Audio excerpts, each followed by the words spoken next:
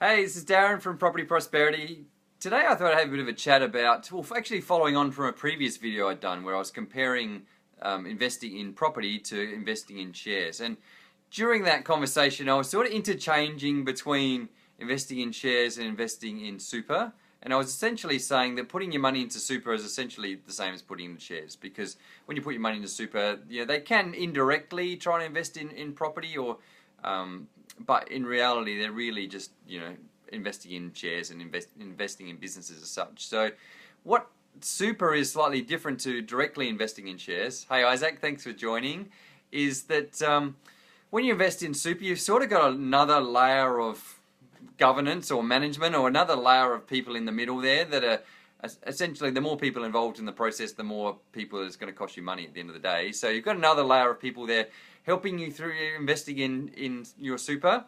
And so quite often what that means, it is potentially you can lose more money in fees during the process of investing in super than you would if you were just to invest directly in the share market overall. Or there's also things called index funds, which actually go and collect a collection of shares, and they'll invest directly in those shares.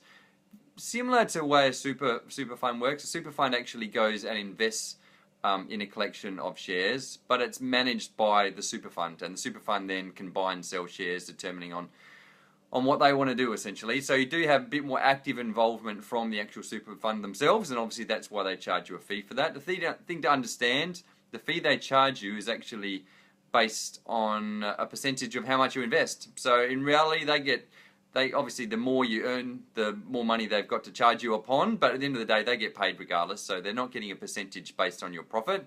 They're getting a percentage based on how much money you put into the super fund, essentially. The thing to understand is it's being government regulated to invest in super by the government, and so basically you don't really have much choice. If you do want to put money in super, or you don't want to put money in super, then you're obligated to put it in there anyway. So the good thing for the super funds is they know then there's a massive pool of money there that has to go somewhere, because we don't have any choice. It has to go into a super fund. And so they essentially can make a percentage of whatever money you put in there, regardless of whether you're making money or whether you're not making money. So why this matters, and particularly now, is because we do start to have options now. We can actually look at starting up our own self-managed super fund, where we can actually take control back of our investment, and then we can go and decide to invest in properties ourselves or invest in shares ourselves, and actually control what actually happens, and take out that layer. And I previously talked about investing in shares as sometimes it can be a bit of a black box, where you put your money in and it comes out with either you've made money or you've lost money, and you really have no control over whether you make money or lost money. And sometimes you don't even know why it's happened. Sometimes it's at the market's disposal, and sometimes it's just who knows why. And so you similarly get this sort of situation when you put money in a super fund. You can choose whether you want it to be a more aggressive super fund or a more conservative super fund, but at the end of the day, they're just going to do whatever they want with the money, and whether it's good, bad, or indifferent, they know you've got to put your money somewhere, so you don't really have any choice. So this is why a lot of people now are looking at putting their money in self-managed super funds. The thing to understand, it's very highly regulated, because the government said about creating super funds or putting money in your super, because of what they're trying to do is they realize they've got a massive proportion of the population is going to be retiring relatively soon. I don't know if you know, but when they first brought up the retirement age of 65, the average life expectancy was, I think, like 63 or something. So they sort of knew that it was a bit of a no-brainer. They couldn't go wrong, because they'd hardly ever have to pay out on retirement pension, because most people didn't live to retirement. And what happened over time is people started living longer and longer and longer, until now, the average age is probably like 85. So now when we retire, we've got good 20 years of costs of trying to live the lifestyle I want. Also, we're a lot healthier than we were back in the old days as well. So we retire at 65, we're relatively young, relatively active, we can go out and do a lot of things. And if we're going to be drawing down on the government, that's going to be a massive expense as far as the government's concerned. And to be honest, they really have no idea how they're going to deal with that. And so they know there's going to be this big problem in the future, everyone drawing down on the pension and the retirement. But where's this money going to come from? The government's already struggling to try and have a balanced budget. So when we have this in the future, this double whammy of everyone retiring, so that's not putting taxes into the economy, and likewise everyone drawing from from the government.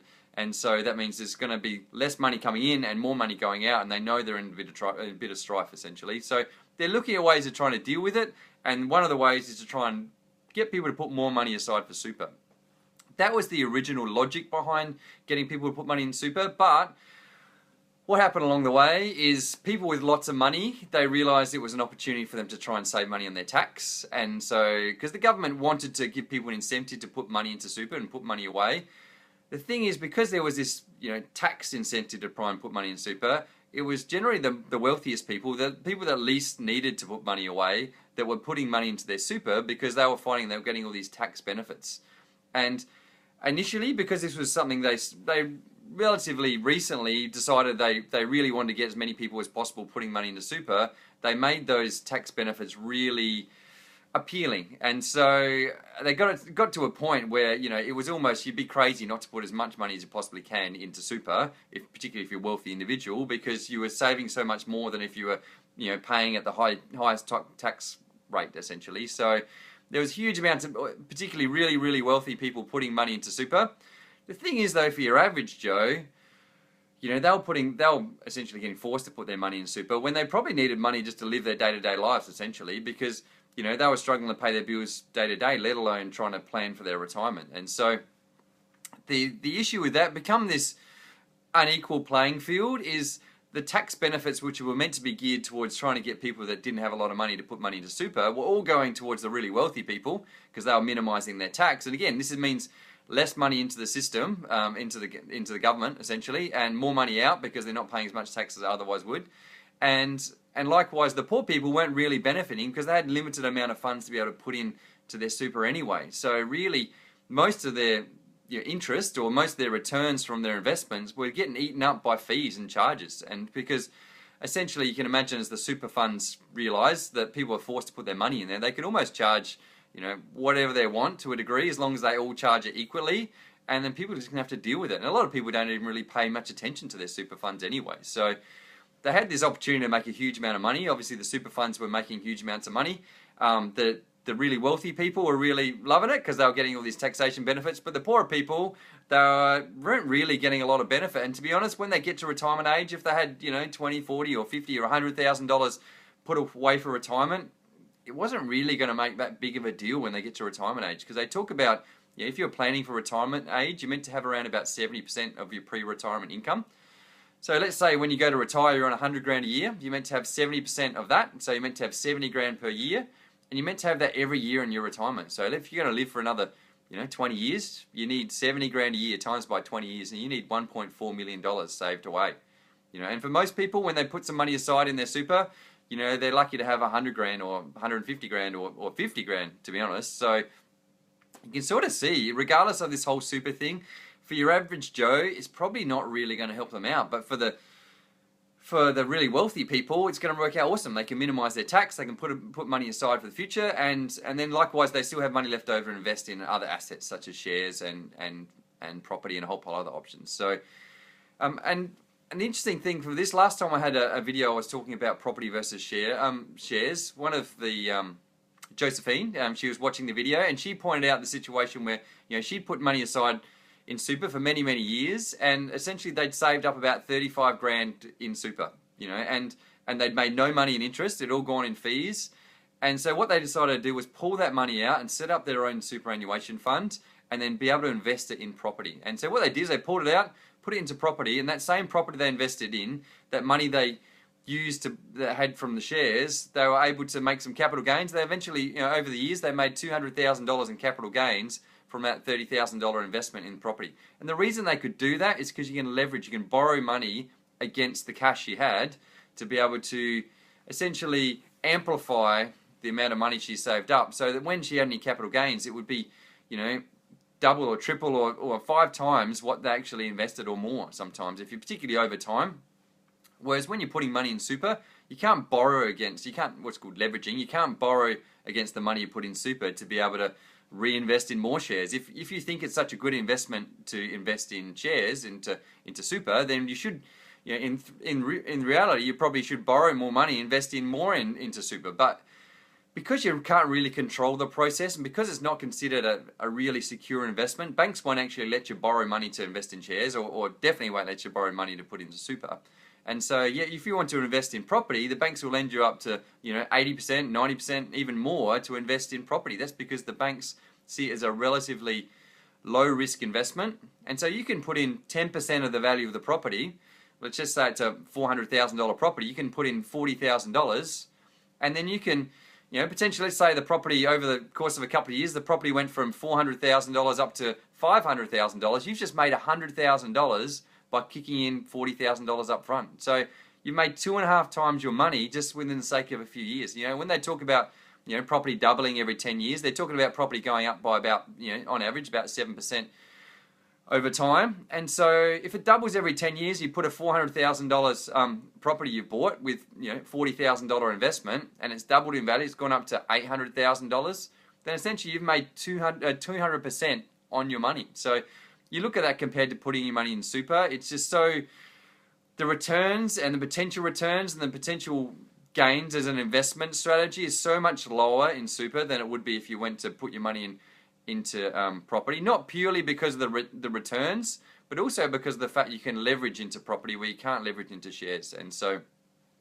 the other thing to remember too is you're not only getting the capital gains when you invest in property. So I've talked about it, doubling in value, even if it just went up by 50%. You've made those capital gains, but also with your investment property, you've also got a tenant in there that's covering your interest costs, and it's covering all the costs of owning that property. So basically, they're covering the cost of you owning the property while it's sitting in there.